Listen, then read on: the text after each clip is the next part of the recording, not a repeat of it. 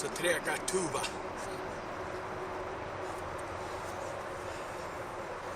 Tuva's bred to Karu, and 63 days today, so she might come in today, tonight. She ate this morning, so it probably won't be tonight, probably be tomorrow morning. And so I'm just out giving her a little stretch out.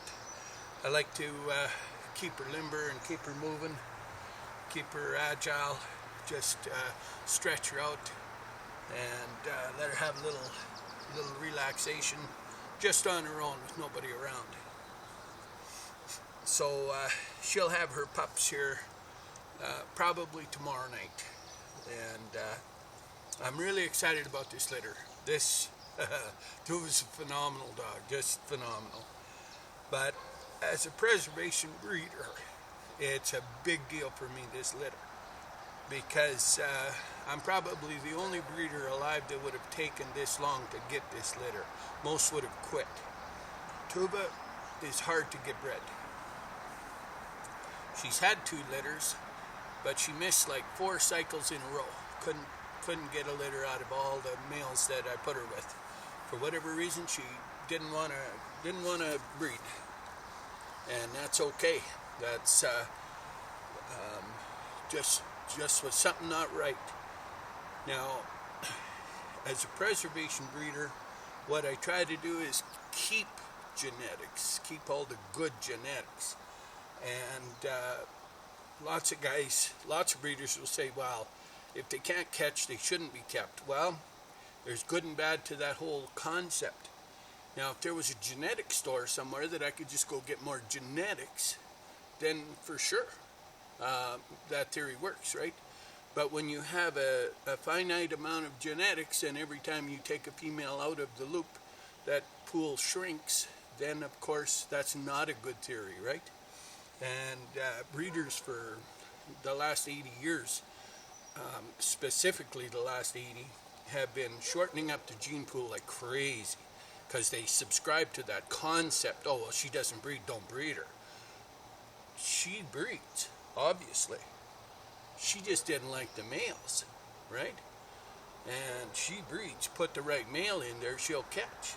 So it has nothing to do with that she doesn't breed. It's that the dynamics of the pair that we were using wasn't working, because obviously she can catch. So there's something to be said for having some patience. Now, if you had endless genetic material and genetic material you could create, that would be a different story. But you can't create new genetic material. Every time that you have a litter and that pup comes out, that's less of the last litter, only less genetics each time. The genetic pool gets smaller and smaller and smaller every single litter. So the longer that you can keep a genetic strain alive, the more that you can use a female, the longer that you prolong the life of that genetic. So I, of course, breed females quite a bit longer than some people. I let them have litters longer. I use males way longer, of course, way longer. And I try to prolong the life of the genetic material. Now, lots of guys will say, well, you have the sister. You've got Tekla. Well, yes, I have Tekla, but again, there is little differences right here genetically between this dog and Tekla. Even though theoretically they're the same, there is slight differences. And so by preserving this, you preserve a different aspect. Some guys will say, well, you could have kept the brother. Well, true enough. But the females bring a different aspect to the genetic pool than the males. So in order to make it work, theoretically you keep both, right? You run both down. That's why I run Jaeger and Tora, Mon, Luna. You follow through, right? So you run both sides. Now, this particular dog is the absolute perfect example of how to save genetic material for the future. What we have here is a flawless dog in every aspect. Absolutely everything about this dog is perfect. This is, conformation-wise, this is the best dog there is. Marking-wise, absolutely by far the best marked elk hound running today. If you could find a better marked elk hound than this one, I would call BS, or it's a super dog, because this is a purely flawless marked elk hound. As far as capabilities, hunt, integrity of breeders in the background, the integrity of the lines in the background, the absolute best of the best is in here. The Ravenstone bloodlines were founded out of some of the very best Norway and Sweden lines that there was. This is a Ravenstone bloodline dog. This is a Norway kennel dog, so there's a 50-year Norway breeder that runs in this dog. There's exceptional North American lines. This is as good a hunting dog as there is on the planet. Exceptional bloodline, this dog. And the fact that we were able to have the opportunity to bring in Karu is profound, really, when you think about it. Because Karu brings in a bloodline that has never been in North America. Now he matches up with all his ancient kin, and here comes pups that bring in the very best of all the bloodlines in the world, pretty much. It's quite profound. Now, why did she like Karu? Who knows? I mean, he's a seriously active stud dog. Like, he's so intense he's just a young guy, but he's really intense. And so I believe whatever it was that Tuva saw, and also the other thing I think personally, this is just my observation only, she didn't see him as a threat to Dakota. I believe she saw the other males as threats to Dakota, whereas Karu, he's just under the threshold of age where he's intense, he likes to breed, he wants to breed, he's really focused on the female, but he hasn't got the other aspects on his mind at the time yet. He's barely a year. And so what I think happened is she decided to mate with that dog because he was no threat. And she felt that he was not in competition with Dakota. Now, she loves Dakota, but she won't stand for him. Otherwise, it would have bred her to Dakota. But she will not stand still.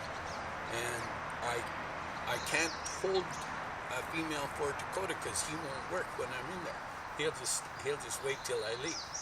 And he's funny that way.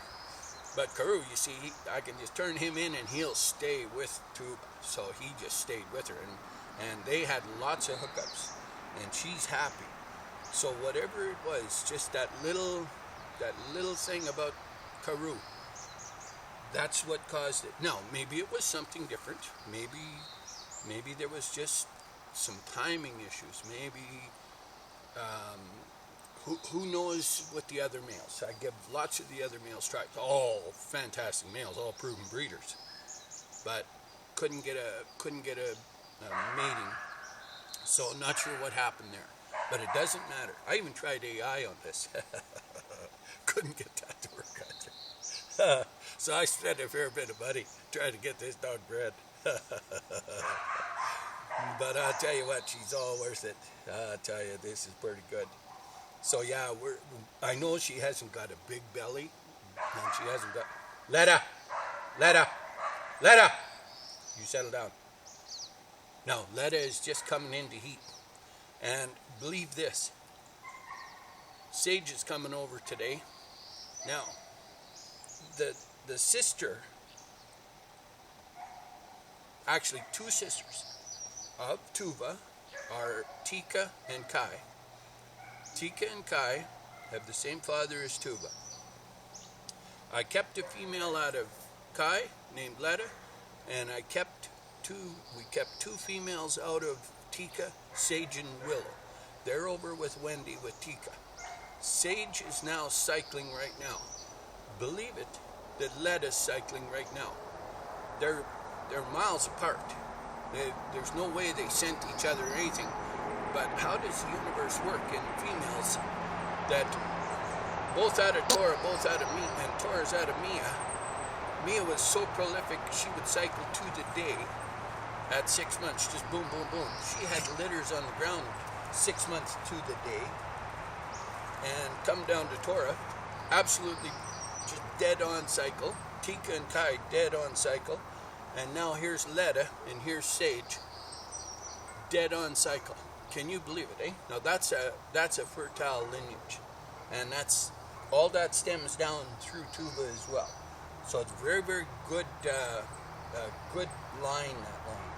We like that line. Now we got Karu babies coming. Karu's going in with Letta. Karu's in with Letta, and Karu's going in with Sage. So yeah, I just wanted to bring that out and talk a little bit about Tuva today.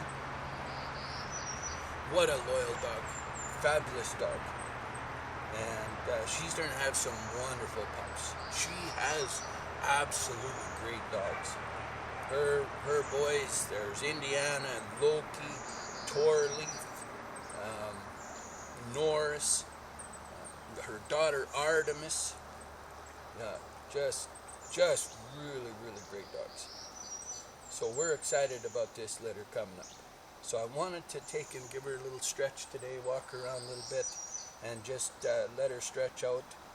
And then tonight I'll watch her close, but I don't think she'll come in tonight. I think she'll come tomorrow. She ate this morning, so usually they go off their feed for a full day. So is this a beautiful dog or what, eh? What a beautiful dog. Yeah, that's my girl, boy. That's my girl. That's my girl. All right, Tuva. Good girl. Good baby, Tuva. Good. Tuva's in great shape, boy.